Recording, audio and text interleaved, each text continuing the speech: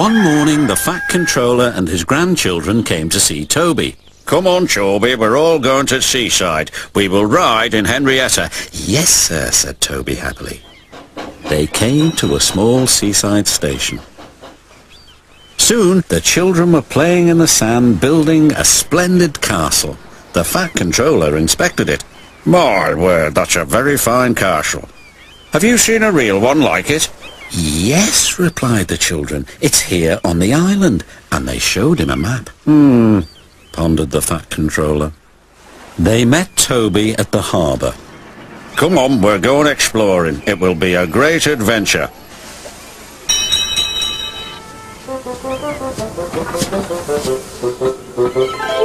Soon they were in the wildest part of the island. They stopped by a lonely signal box.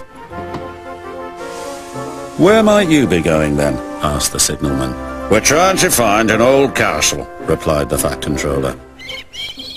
"I know the place, sir," said the signalman. "There's a small junction not too far down the line. Just switch the points."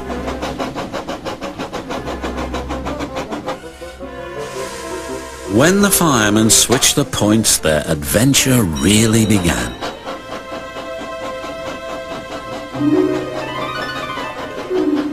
Toby pushed past branches and bushes till they came to another little junction. There they saw two old signs. One read "To the castle" and the other "To the mine." "We'll go to castle first."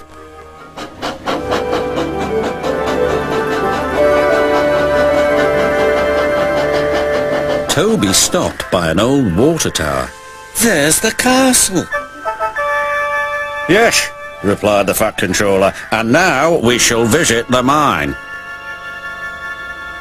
Once upon a time, the mine had been worked by the little engines and their lines were still in place. But now everything was very rusty and overgrown.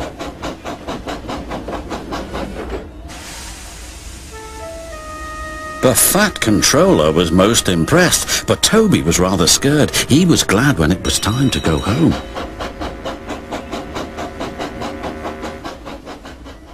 "I think the castle and the mine will make a very fine place for visitors, but it will take a lot of hard work first."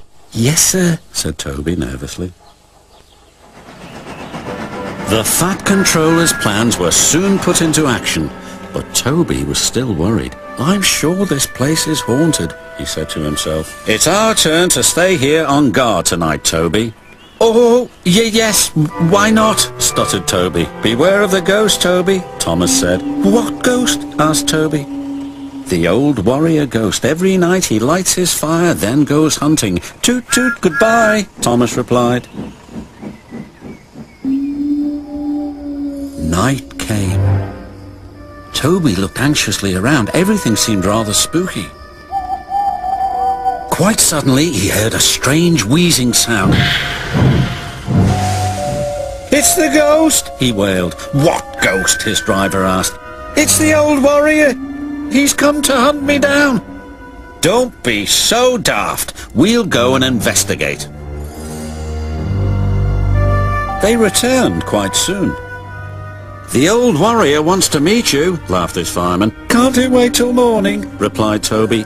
"Ghosts don't work day shifts," said his driver. Toby bravely made his way. "Well, bless my bell," he exclaimed. There in front of him was a little old engine. "This is your ghost, Toby," said the signalman. "His name's really Bertram, but we call him the Old Warrior because he's so brave." Bertram and Toby are now firm friends. They take the visitors to the splendid castle and the mine. If there are any ghosts here, they certainly help to make the place very happy.